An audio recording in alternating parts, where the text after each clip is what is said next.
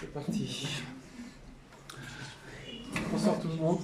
Ça fait plaisir après les vacances de se retrouver. Alors d'abord on va commencer par un petit concours. Qui c'est le plus bronzé? C'est pas normal. Non, mais moi je suis tombé dedans quand j'étais petit, hein, c'est pour ça. Donc, voilà, donc comme vous avez remarqué, on a une très jolie salle, elle est toute neuve. C'est le premier cours qu'on fait ici dans cette salle, donc vous l'inaugurez, voilà. Mais en même temps, c'est un peu limité, donc c'est pour ça qu'on s'inscrit. On ira de temps en temps au Bet Rabad où on a un petit peu plus de place. Et voilà, donc, mais on essaiera de faire aussi, on alternera. Alors, on va parler ce soir d'un sujet très très intéressant, d'accord, que tout le monde doit se poser un jour ou l'autre, qui est quel est le rôle du peuple juif, quelle est notre fonction, d'accord. Donc c'est vraiment quelque chose de primordial. Pourquoi on en parle ce soir? Bon, c'est vrai que c'est Rosh Hashanah, Yom Kippour, les Chagim. Donc ça vaut le coup de se poser cette question-là, parce que la réponse peut nous booster, peut nous donner un peu de motivation, hein, parce que forcément la motivation, c'est quand on comprend pourquoi on fait les choses, dans quel but, vers quelle finalité. Mais c'est aussi en rapport avec la paracha Kitavo. C'est-à-dire la paracha Kitavo, qu'est-ce qu'il y a de spécial dans cette paracha qui irait expliquer le rôle du peuple juif, le but du peuple juif sur terre, et donc notre rôle de chacun. Et également, finalement, ça va revenir un peu au même, vous allez voir, pourquoi Hachem a créé le monde? Quel est le but de la création? Une question encore plus générale. Oui. Et forcément, pour savoir quelle est notre fonction, il faut savoir quelle est la fonction du monde. D'accord? C'est normal. Donc quelqu'un, il est informaticien dans une entreprise informatique, voilà, donc tu comprends. S'il est informaticien, non, je n'ai pas pris un exemple, on pourrait être informaticien dans n'importe quelle entreprise, ça marche. Peut-être pas chez un coiffeur, je ne sais pas. Bon. En tout cas, voilà. Donc, on a besoin de connaître le but le projet divin pour l'humanité et de savoir quelle est notre part dans ce projet divin. Et ça, on l'a dans la paracha, parce que dans la paracha, entre autres, on parle d'une misva, qui est la misva de Bikurim. Les Bikurim, c'est les prémices. Le problème, c'est que tout à l'heure, je me tenais droit et là, je suis comme ça. C'est les prémices, d'accord? Alors, c'est une très très belle mitzvah qui donnait lieu vraiment à des festivités parmi les plus grandes qui soient. La plus grande festivité, c'était à Sukkot, d'accord? À la moed Sukkot, à Simcha Bet HaShoeva. On dit que celui qui n'a pas vu la Simcha de Bet HaShoeva, il n'a jamais vu une vraie Simcha, une vraie joie de sa vie. C'était vraiment le summum. Les gens atteignaient Roi HaKodesh, tellement ils étaient dans la joie, d'accord? Mais il y a aussi la mitzvah de Bikurim.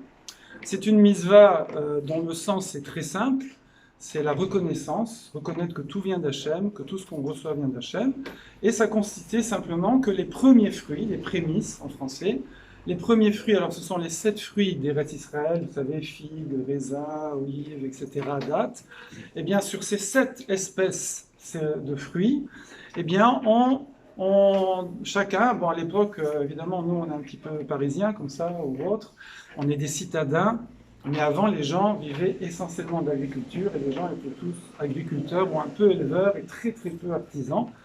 Et donc tout le monde avait un terrain, quand on est rentré en Eretz Israël, on a partagé Eretz Israël entre tous, donc on avait tous un bout de champ, et dans ce bout de champ, ou dans ce grand champ, eh bien il y avait des fruits, et en particulier ceux d'Eretz Israël, et il fallait sur les premiers, dès que vous voyez les premiers fruits comme ça, les beaux comme ça, hop, vous prenez un petit fil rouge, vous ne mettez pas au poignet, et vous l'attachez autour du fruit, ça y est, il est réservé, et lorsqu'il était prêt à être cueilli, on les cueillait, on les mettait dans des paniers, d'accord? Alors celui qui a son petit lopin-de-terre, il met dans un panier, celui qui a un champ, il met dans une charrette, et on n'arrivait pas individuellement, il fallait monter à Yerushalayim, et en fait, on se rassemblait par ville, donc c'est déjà une joie parce qu'il y avait une ardoute, une union entre les gens. On se rassemblait, on faisait des cortèges qui étaient extrêmement embellis. On dit il y avait des fleurs, il y avait de l'or, il y avait des instruments de musique. Imaginez, sur tout Eretz Israël, il y a des cortèges qui arrivaient de partout comme ça. Donc c'était après Shavuot, hein, ce début de ces événements, et c'était régulier au fur et à mesure, ça arrivait. Évidemment, c'était quand même assez resserré dans le temps, puisque, a priori, les fruits mûrissent à peu près en même temps dans les différents endroits. Peut-être si tu veux fermer la fenêtre là-bas, merci beaucoup, ça fera un peu moins de parasites sonores. Voilà. Ah ouais. Ah, le silence, je baisse de 10 décibels. Et donc, par cortège comme ça, dans chaque région, ils montaient. Alors ça, déjà, c'est impressionnant. C'est impressionnant. Imaginez la joie. Les gens mettaient des beaux habits, des cortèges, de l'or, des fleurs, des décorations et tout. Et alors, non seulement ça, mais c'était l'accueil. C'est que quand les gens de Jérusalem, il fallait monter à Yerushalayim au Beth Amikdash, et quand les gens entendaient les musiciens, les cloches, etc., les clochettes, hein, pas les cloches, quand ils entendaient les clochettes et les musiques, alors eux aussi, ils sortaient avec leur instrument de musique, et ils accueillaient chaque ville comme ça, et faisaient une fête, et ils allaient tous les accompagner au temple, et ils rentraient dans le temple, et ils donnaient ça après au Kohanim. Le Kohanim faisait, ça s'appelle la tnoufa, le balancement, et après il le posait dans le Beth Amikdash, à un endroit près du Mizbeach, et ensuite c'était partagé par les Kohanim. Et c'était vraiment... Alors oui, j'ai oublié aussi quelque chose d'important, c'est que chaque personne faisait un discours, faisait un speech, oui. Bonjour, je m'appelle... Non. Alors, il faisait un speech, mais en fait, il lisait les psukim de la Torah qui racontent, en résumé, notre histoire. Ça veut dire, on était chez Lavan, Lavan a voulu nous tuer, il a voulu tuer Jacob, après il s'est sauvé, il y avait les Égyptiens aussi, il a voulu nous tuer, Hachem nous a sauvés, on est sortis d'Égypte, on a reçu la Torah, etc. Et on racontait, en résumé, l'histoire du peuple juif. Et donc, c'était vraiment quelque chose de très impressionnant. Et c'était vraiment un Kiddush Hashem, une sanctification d'Akadosh Baruch Hu, de grandir le nom d'Akadosh Baruch Hu sur terre, et vraiment une reconnaissance. Voilà. Donc c'est vrai que c'est une très très belle mitzvah, comme vous l'imaginez, j'essaie de vous faire imaginer un peu. Celui qui avait vu ça dans sa vie, ça devait vraiment l'impressionner. Oui. Mais on va aller plus loin. C'est qu'on a un midrash. Vous savez, les midrashim, donc c'est la Torah orale qui explique la Torah écrite. Et on a un midrash qui nous dit comme ça, qui nous dit que, je lis l'essentiel, hein, je ne vais pas tout lire pour pas trop prendre de temps. Il dit que, Bisrout, par le mérite de 3 mitzvot, le monde a été créé. Vous arrivez au bon moment. Par le mérite de 3 mitzvot. Une de ces 3 mitzvot, c'est la mitzvah de Bikurim. Ça veut dire qu'apparemment, le monde a été créé par le mérite de cette mitzvah qu'on vient de décrire. Oui. Why not? Oui, pourquoi pas? Mais quand même, ça paraît disproportionné quand même. Le Al-Shir, un grand rave, pose une question, donc on peut oser la poser. Il peut dire comment une mitzvah, la mitzvah donc d'amener ses prémices, bon, c'est une reconnaissance à Hachem pour l'histoire de notre peuple, pour toutes les récoltes qu'on reçoit chaque année. Les récoltes, j'ai oublié de le dire, parce qu'on est obligé de le réaliser, c'était la parnassa de l'année. Vous touchez votre capital pour l'année, d'accord? Il faut vivre avec ça maintenant, donc c'est très important. Donc c'est vrai qu'il y a un côté akaratatov, reconnaissance, qui est hyper important, mais comment comprendre que c'est cette mitzvah qu'Hachem a créé le monde pour cette mitzvah? C'est un peu poussé, oui. Après, il dit aussi pour la chala, qu'on prélève sur la chala, sur le pain. On dit la chala, mais en fait c'est le pain, mais la chala c'est le prélèvement. Et aussi le maaser qu'on donnait, alors pas sur l'argent, ça c'est un minag, le maaser qu'on donnait sur les céréales, d'accord? Le 10e. Donc ça c'est la première question. Comment comprendre que... Souriez, voilà. Comment comprendre... Comment comprendre que le monde a été créé pour cette mitzvah-là? Alors, on nous dit tout simplement, ben c'est normal, parce que c'est marqué Bereshit, Bara Elohim. Bereshit, alors alors on pourrait comprendre, comment on traduit en français? Bereshit, dans le commencement, Bara Elohim, et Hachamim, et Ares, Hacham a créé le ciel, la terre, etc. D'accord? Mais en fait, grammaticalement, il n'aurait pas fallu marquer Bereshit. Et quand on dit Bereshit, ça veut dire dans le sens pour le Réchit. Ça veut dire que Hachem a créé le monde pour le Réchit. Réchit, ça veut dire le début mot à mot. On va voir que c'est pas bon comme traduction, mais on va dire ça pour l'instant. Et alors, en quoi ça répond? Eh bien, parce que c'est marqué que la mitzvah de Bikurim, eh bien, c'est marqué Velakarta mi Réchit kol peri. Tu prendras du début de chaque fruit. pas chaque fruit évidemment, hein, chaque espèce. Hein. Tu prendras le début, le réchit. Donc on voit qu'il y a le même mot. C'est la mitzvah de Bikurim, il fallait prendre le réchit, le commencement, enfin le début des fruits. Alors, Bereshit bara Elokim, Hachem a créé le monde pour Réchit. C'est qui Réchit? Les prémices. Ouais. Donc voilà, c'est marqué dans la Torah. Bon, philosophiquement, ça ne nous comble pas. Je veux dire, on n'a toujours pas compris. On fait confiance, mais on n'a pas compris. Bon, quel est ce mérite particulier?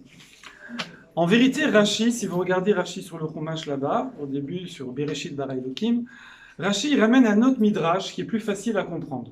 Il n'est pas en contradiction avec celui-là, vous allez voir, il se complète. Rashi a choisi un autre midrash parce que c'est plus le pshat, c'est plus facile à comprendre. Là, pour expliquer Bikurim, ça va être le but du cours, hein, ça va être un peu plus poussé.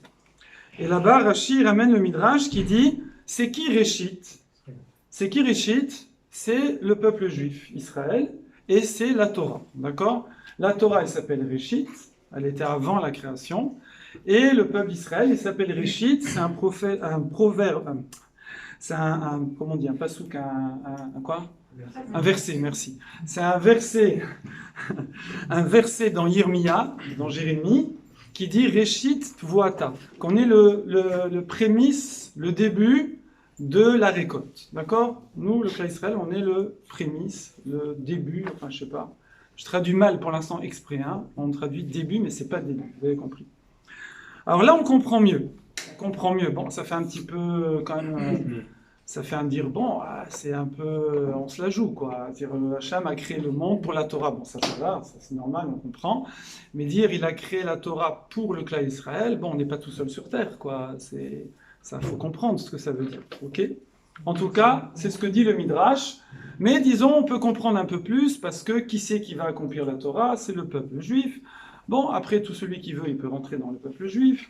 Et Hachem a proposé aux autres nations aussi de prendre la Torah, ils n'ont pas accepté. Bon, ils vont aider quand même indirectement le peuple juif à accomplir la Torah. Bon, donc on est en association, on est les grands frères, il y a les petits frères. Bon, on comprend, ça va, d'accord, c'est bien. Et donc, c'est pour ça que Rashi a ramené ce midrash-là, parce qu'il est beaucoup plus facile à comprendre qu'Hachem, alors voilà, là, je suis obligé de dire le mot, parce que sinon on ne s'en sort pas.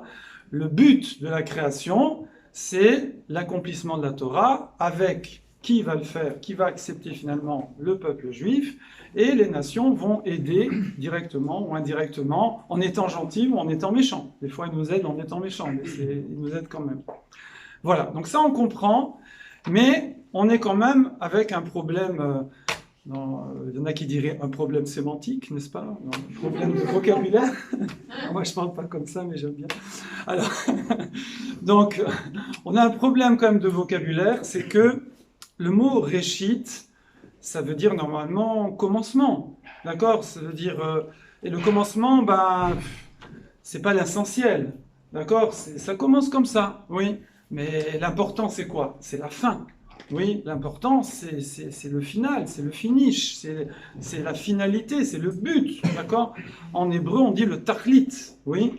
Et on aurait bien vu plutôt comme vocabulaire que Be'atrala, Atrala, c'est le début. Alors Hachem a créé le monde pour le tachlit, pour le but de la Torah, pour le but de le peuple juif qui va l'accomplir, pour le but, si vous voulez, des Bikurim. Ok, mais comment ça rentre dans le mot réchit? Alors voilà un petit peu les questions auxquelles on va essayer de répondre. Alors ici, ce sefer, c'est le Ma'amakim, un sefer Alexander Arié Mendelboim. Ouais, j'ai réussi à le dire. Alors, et lui, il explique comme ça. Il dit en fait, le mot réchit, vous savez comment vous l'écrivez? Qui c'est qui veut m'écrire le mot réchit? Pas ceux qui ont fait la yeshiva ou les séminaires là. Qui c'est qui veut me dire le mot réchit? Resh, Shin. Qui c'est qui a mis un Aleph? Réchit. Je ne reviens pas de pourquoi il y aurait besoin d'un Aleph. Resh, Shin, Yud, Tav. Voilà, ça c'est bien. Et si on veut faire moderne, on met un tête. Il n'y a pas un Aleph, non? Bravo, bien sûr, il y a un Aleph, voilà. Mais justement. Mais c'est pas grave. Ouais. Je Je dis mince, j'étais toujours cru qu'il y avait un Aleph. Mais quand on est. Bon, j'ai fait moi, beaucoup de cours d'hébreu, enfin, encore élève un peu prof, et les gens, ils se trompent toujours. Quand tu leur dis Réchit, dictée, ils marquent Resh, Shin, c'est normal. Tu vas mettre un Aleph là-dedans. Et effectivement, il y a un Aleph, parce que la racine de Réchit, c'est Roche. Resh, Aleph, Shin, c'est la tête. Et comme vous le savez toutes et tous, l'essentiel, par exemple dans le corps humain, c'est vrai que c'est très bien, les jambes, les bras, le cœur, le foie, les poumons, tout ça c'est très intéressant, on en a besoin. Mais la finalité, l'essentiel, c'est la tête, d'accord? C'est vrai que, Chazé Shalom, quelqu'un, il n'a pas une main, ou même il y a des gens, des fois, ils sont avec une machine en attendant d'avoir une greffe, ou je sais pas quoi, il manque un organe important et tout. Mais par contre, on n'a jamais pu remplacer la tête par une machine en attendant de faire une greffe. Et on n'a jamais fait de greffe de tête, d'accord? Tout le reste, ça peut s'arranger, ça peut, je ne vais pas dire se bricoler, mais Chazé Shalom. Mais voilà. Donc la tête, le roche. Et en vérité, ici, le sens qu'il faut donner à Réchit, c'est pas le commencement, c'est pas le début, mais c'est l'essentiel, c'est le but. C'est le but. C'est pour ça que quand c'est marqué Réchit, alors on traduit simplement au commencement, mais en vérité ça veut dire pour le but, pour la finalité. Pour la finalité qui est donc l'accomplissement de la Torah et la mitzvah de Bikurim. On va voir pourquoi elle a cette place VIP tellement importante qu'il y a un midrash qui la met sur le même plan que la Torah et le Kla Israël, de dire que le monde a été créé pour elle, pour cette mitzvah de Bikurim. Le Maharal de Prague, qui c'est qui est allé à Prague? C'est l'ami du Maharal. Je vous conseille, on a fait une fois un voyage, il faudrait qu'on refasse ça à l'occasion, ceux qui veulent, voilà. Kevin, bravo. Donc, le Maharal, il nous dit, parce qu'en fait, le Réchit, c'est vrai que le mot, il y a quand même début dedans. Et en même temps, il y a but. Comment je vais allier le début, le commencement, et le but, la finalité d'une chose, l'essentiel de la chose, mon intention, oui. Et il dit, parce que le Réchit, c'est en fait la Machashava. Il y a un principe comme ça, qu'on dit que toute action, toute finalité, elle va dépendre du début. Elle va dépendre de quelle était ton intention au départ. Quand on commence un projet, eh bien, la finalité de ce projet, elle va dépendre de la Machashava Techila. La Machashava qui est au début, c'est ça qui va donner le Maasé, qui va donner le résultat, l'action à la fin.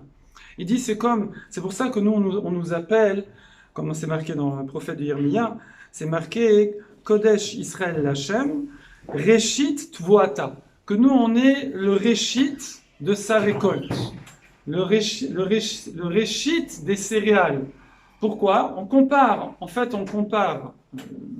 le statut du Kla Israël, on le compare à un agriculteur qui va semer du blé. D'accord? Quand il sème du blé, c'est quoi son but? C'est la récolte, c'est les graines de blé, oui. Évidemment, il y aura aussi le cache, il y aura la paille, il y aura le son, il y aura tous les trucs qui viennent avec, qui accompagnent le grain de blé, mais le but, c'est le grain de blé. Et nous, on est comparé au grain de blé, et le reste, c'est ce qui accompagne.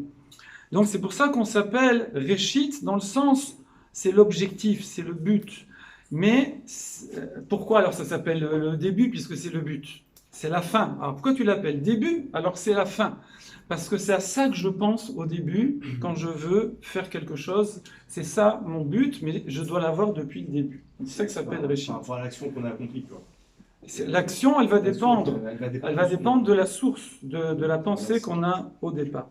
Rabbi Tzadok à Cohen, pour ceux qui connaissent, il dit qu'on voit de là, comme c'est un principe, on dit sauf maaseh b'machashava techila, que la fin, le résultat d'un projet, d'une action, il va dépendre, ce qu'on vient de dire, de à quoi j'ai pensé. C'était quoi ma machashava, c'était quoi ma pensée au départ. Eh bien, ça veut dire que la Torah, le Klal Israël et la mitzvah de Bikurim, eh bien, c'est ça la machashava de départ d'Akadosh Baruch Hu. Ça veut dire, c'est ça, alors ça veut dire quoi sa machashava, sa pensée? ça veut dire c'est ça, il dit comme ça, le shoresh et le sod. C'est ça la source et le fondement de toute l'action, de toute la création. Tout le but de toute la création, c'est que le clan Israël accomplisse la Torah et, entre autres, la mitzvah de Bikurim.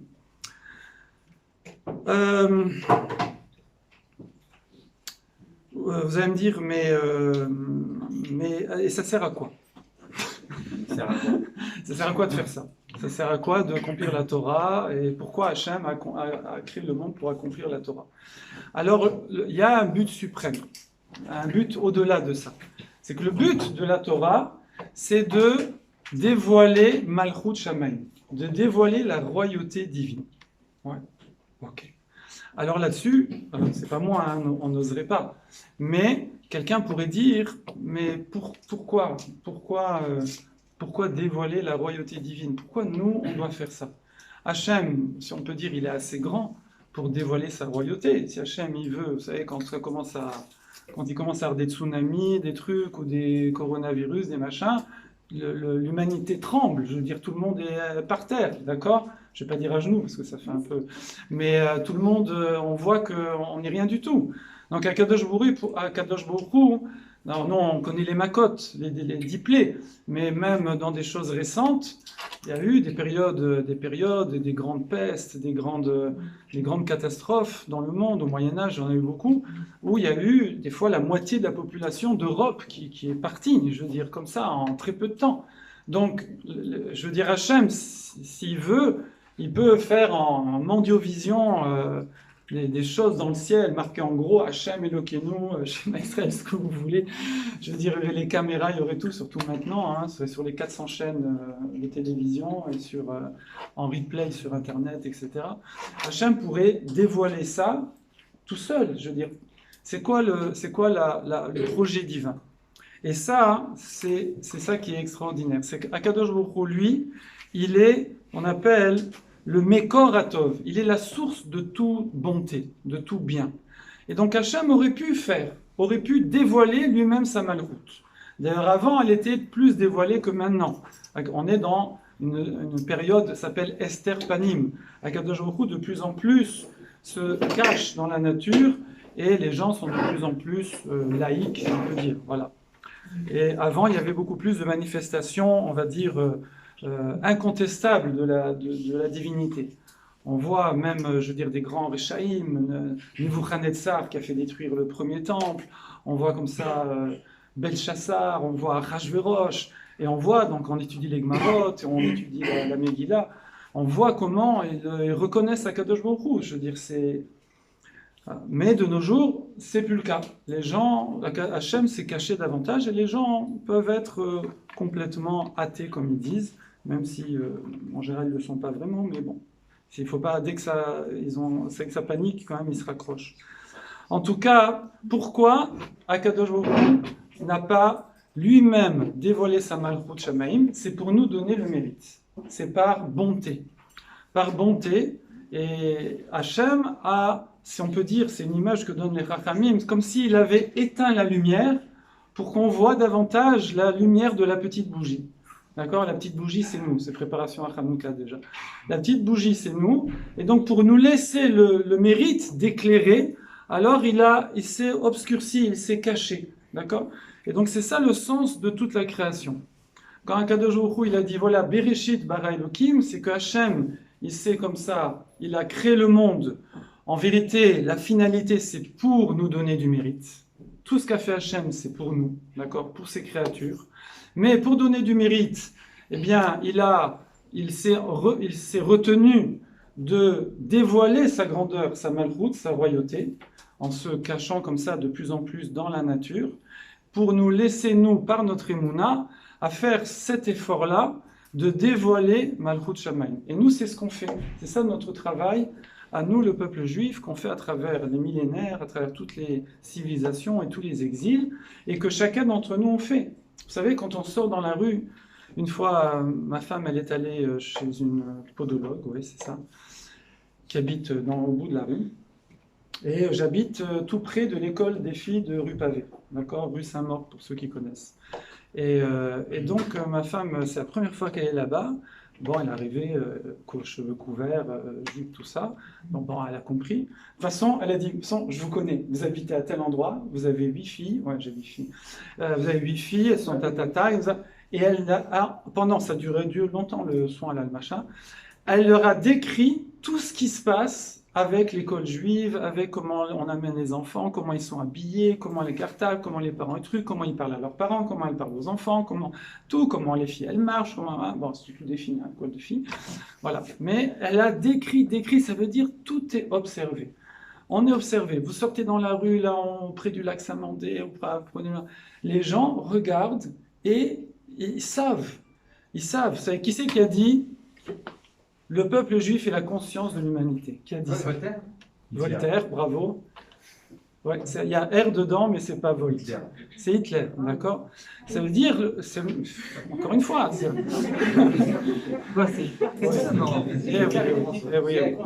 marche à tous les coups. Ça marche à tous les coups. Donc, c'est-à-dire, on est les gens, même que les gens nous aiment ou qu'ils nous aiment pas, ils savent qu'on est la conscience humaine, ils savent qu'on est le représentant d'Akadosh Baruch Hu, et toutes les grandes religions, elles ont pioché allègrement, elles ont fait leur cuisine, mais elles ont pris dans la Torah. Nous, c'est notre fonction. Akadosh Baruch Hu aurait pu remplir lui-même, mais ça n'a aucun intérêt, qui nous a laissé faire, et on le fait dans chacun de nos petits actes. Il faut penser à le faire tout le temps. Si on est là, vous allez acheter une baguette, vous allez marcher dans la rue, vous êtes au travail, vous êtes au bureau, vous répondez au téléphone, vous, je sais pas, tout ce que vous voulez. D'accord? Il y a quelqu'un, il vous passe devant, il fait une queue de poisson en voiture, ou il passe au passage shooté et tout. Voilà. Et non, on peut pas. Je veux dire, on peut pas. Tout ce qu'on va faire va être analysé avec l'œil critique, qu'on est les représentants d'Akadosh Baruch Hu, que c'est nous qui devons dévoiler Malchut Shamaim, la grandeur d'Akadosh Baruch Hu. Alors maintenant, on revient à la mitzvah de Bikurim. Dans la mitzvah de Bikurim, il y a les deux sens. Premièrement, il y a cette idée-là qu'il y a un processus, le fruit, c'est extraordinaire. Parce que finalement, quand vous réfléchissez, prenez... il y a une pomme. Ah, mais tu as enlevé tous les pépins, Jonathan. Alors, d'abord, un grand merci à Jonathan. C'est lui qui prépare tout ça. Jonathan est ici à la Yeshiva et il nous prépare à chaque fois des choses merveilleuses. Il faut tout finir. Hein, voilà. Et voilà, donc s'il y avait un pépin, là, j'aurais pris un pépin. Dans ce pépin de pomme là qui tient sous l'ongle, oui, si vous savez le planter, si Hachem décide, il pousse un pommier. Je veux dire, imaginez un arbre. Et tout ça, c'est là-dedans. C'est là-dedans. Et après, pareil, quand il y a des petits bourgeons là au printemps, il va y avoir une petite fleur. D'accord? Faites comme ça, ting, ça s'en va. Oui. Vous la faites sauter, oui. Et cette petite fleur, si on la laisse, bah, ça va donner un petit truc vert là, et après ça va donner une pomme, oui. Et cette pomme, elle contient encore des pépins. Donc on voit dans cette mitzvah là que les gens qui vivaient près de la nature, puisqu'ils vivaient de la nature, alors ils voient ce processus où tout est, on va dire, dans la graine, où tout est dans l'œuf. Et c'est exactement l'idée qu'on a dit au début. C'est-à-dire Bereshit, c'est-à-dire dans le début, dans la Machashava de départ, il y a tout le process et il y a la finalité, il y a le but. Si dans la graine, on ne met pas tout ce qu'il faut pour faire un pommier et des pommes, il n'y aura pas. D'accord? Si on prend un exemple maintenant humain, si on prend une demi-cellule de papa et une demi-cellule de maman, d'accord, et on les met ensemble, ça fait une cellule, et après elle se coupe en 4, ensuite en 8, 16, 32, 64, 128, 256, 52. Bon. Et après ça fait une espèce de petit truc, un petit, vous savez, les murs là, les trucs là, sur les ronces là, ouais, ça fait un petit truc comme ça, si vous regardez sur YouTube là, l'évolution de l'embryon, ouais. Et après ça commence à ressembler à un petit tétard, et après ça commence à ressembler à une, je sais pas, et bon, après ça ressemble à un petit bébé, et voilà, et après ça donne un être humain, et tout ça, ça part d'une pointe d'aiguille qui contient les chromosomes avec l'ADN, et tout est dedans, d'accord? Votre nez, vos oreilles, vos trucs, vos mains, tout est dedans là, en choum. En MP, combien? Voilà, 80 kilos, donc, qui fait la division 80 kg dans 1/10 de gramme. Ça fait quoi, MP combien? Ça fait beaucoup, ouais. Ça fait MP, je sais pas, 100 000, 200 000. Tout ça, c'est dedans. Mais toute la finalité, elle est dans le début. C'est ça, Réchit. Réchit, c'est l'essentiel, mais il faut qu'il soit déjà en graine dans le début. Et ça, c'est la mitzvah de Bikurim. Donc les gens, ils réalisaient, en faisant cette mitzvah-là, ce qu'on vient de dire, d'accord, ce processus que tout doit être depuis le départ. Kadosh Baruch Hu a déjà tout créé depuis le départ pour grandir son nom, pour nous donner ce mérite-là. Et puis évidemment, c'est parce que c'était un des moments, on va dire, c'est le moment, en fait, où il y avait le plus grand pirsum. Vous savez qu'on dit pirsumé-nissa, la publicité, la déclaration du miracle. On dit ça à Hanouka ou à Purim. Oui, il y a un pirsum, parce que, comme on a dit, c'est des cortèges qui montent de tout Eretz Israël, avec la musique, ça fait du bruit, il y a des couleurs, les gens ils courent, ils veulent voir, etc. Et ça rentre dans Yerushalayim, et là tout le monde s'arrête de travailler, ils viennent, ils accompagnent, ils vont au Beth Amikdash, et on lit la déclaration des droits de l'homme, on lit l'histoire du peuple juif. Donc c'est vraiment le plus grand Kiddush Hashem qui puisse exister, vraiment le plus grand public. Et en plus ça se fait comme ça, après Shavuot, régulièrement. Voilà un petit peu ce que le Rav Alexander Aryeh Zatzal nous a expliqué sur cette magnifique mitzvah de Bikurim. Alors vous allez me dire, bon, c'est un peu frustrant. Pourquoi? Parce que nous, on l'a plus, la mitzvah de Bikurim. Ben si, on l'a. On ne va pas la voir, n'allez pas mettre des petits fils rouges au parc sur les pommiers, mais on l'a par chacun de nos actes. Certains Chazal disent par la tfila, par la prière, ça remplace les bikurim, parce qu'en fait, quand je prie Hachem, c'est vraiment une reconnaissance que tout vient d'Akadosh Baruch Hu. D'accord? Même quand je lui demande Hachem, fais-moi réussir mes examens, ça veut dire je déclare publiquement que je suis conscient que c'est Hachem qui me permet de réussir mes examens. Évidemment, il faut travailler aussi, hein, c'est-à-dire il faut faire sa partie, sa ishtadlut, sa part personnelle, mais c'est Akadosh Baruch Hu qui fait que mes actes ont une portée, sont suivis d'une réussite. Donc la prière, c'est par excellence le même processus que la mitzvah de Bikurim, qui est de reconnaître que ça vient d'Akadosh Baruch Hu. Moi, je vois souvent quand on est sur l'autoroute, voilà, quand on est revenu là, du trekking, alors ici, vous avez quelques warriors. Ouais. Alors, c'est les plus bronzés, facile. Non, il y a Kevin, Meir, David, Axel, 4 survivants du trekking en montagne, pour ceux qui ont regardé les vidéos. C'était très, très, très chaud. Presque 0 degré la nuit. La moitié du temps, il a plu.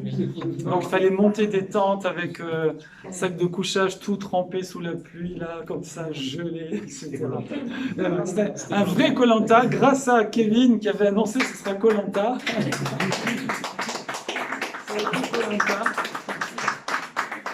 Voilà. Et c'est vrai que bon. C'est Hachem qui a fait en sorte que ce soit Koh Lanta. Ah ouais, tout à fait. Et Hachem, il écoutait de Sadikim, voilà.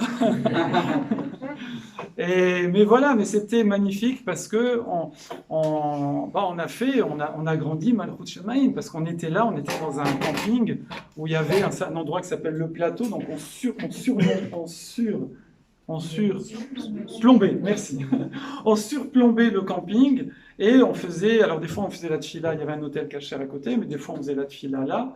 Et puis, des fois, on a fait la tfila dans un refuge à plus de 2000 mètres. Et puis, voilà, les gens, ils nous voyaient prier. Ils nous ont vus Shabbat après-midi. On était là sous la pluie avec des bâches en train de chanter, etc. Extraordinaire, voilà. Donc, les gens, ils ont vu. Puis après, on partait avec les voitures, avec la musique à fond sur le pont. Et voilà, le propriétaire du camping nous avait vraiment comment on dit, à la botte, on dit comme ça. Ouais, on dit, hein, c'est ça, à la botte. Ouais. Ça fait longtemps que je n'ai pas dit ça. Bon, on avait la côte, c'est pareil. On avait vraiment été très, très sympa. On est allé dormir une nuit dans un refuge. Il nous a décompté la nuit. Il nous a dit, alors on a tout laissé dans le camping. Il a dit, bon, vous avez dormi là-bas, c'est bon, je vous enlève. Et il nous a très sympathique. Et il nous disait des conseils, tout, faites ça comme ça, allez plutôt à cet endroit et tout. Voilà, très gentil. Et voilà, donc c'est sûr que les gens, ils nous ont ils ont observé. En plus, il y en a qui se promenaient avec le drapeau israélien dans la montagne, avec la musique à fond. On ne pouvait pas nous louper, hein, voilà, vraiment. Voilà. Mais c'est beau parce que voilà, on a grandi Malchut Shamaïm, on a fait les mitzvot, on a mangé kasher, on a fait Shabbat, on a fait les tfilot et tout. C'était avec beaucoup de hardout, beaucoup de chesed. Voilà, donc ça, c'est l'équivalent, c'est ce qu'Akadosh Baruch Hu, il attend de chacun d'entre nous. Voilà ce que je voulais partager avec vous. J'espère que ça nous donnera du chizouk, nous renforcera dans cette belle période où on dit qu'Hachem, il est plus proche de nous. D'accord, on dit qu'Hachem, c'est le roi, il sort dans les champs. D'habitude, le roi, il ne va pas dans les champs voir les paysans. Et là, Hachem, il descend, il se rapproche de nous. Donc, on en profite. Et voilà, bon Shabbat à tous. Et on se retrouve. Alors, ouais, c'est Rosh Hashanah, là, la semaine prochaine. Oui. Dans une semaine et demie. C'est-à-dire, là, jeudi prochain, on sera avant ou après? Avant. Avant encore? Ouais. Ah, je croyais que c'était déjà cette semaine. Non. Je me suis prêt, moi. Je suis pas prêt. Je suis pas prêt, ça va, c'est bien. Super. Comment? Je vais être gâté, moi je suis dans 7 ans. Ah, t'es dans 7 ans. Bon, ok, donc jeudi prochain, on fera un cours sur Rosh Hashanah du coup. Kevin, Timo, J'ai dit tout avant. Ouais, donc prochain cours, jeudi prochain, même heure, pareil, la même chose. On dira de toute façon sur le groupe. Et, de toute façon, inscrivez-vous. Ah oui, important, ouais. Inscription obligatoire. Comme vous voyez, on est vraiment sur ça qui est un petit peu limite au niveau place. Donc il faut absolument être inscrit pour envoyer un message soit oral, soit à moi. Et comme avec la vôtre, vous avez été relativement à l'heure, c'est bien, comme ça on peut commencer bien, on est dans le temps, on est pas stressé. Voilà. La semaine prochaine, vous préférez pizza ou barbecue, je sais pas. C'est barbecue. Bon alors pizza, ça marche. Que voulez-vous manger la semaine prochaine? Pizza, si on change, on fait Pizza pizza. et rollers, vous connaissez les rollers? C'est des roulés de pizza. Non, c'est un mélange de la pizza et le sushi. Des fourchettes. Alors, la soirée en burger, on fera peut-être au Betrabad. Parce que l'hamburger, ça attire beaucoup de monde. Ça justifie de marcher un quart d'heure.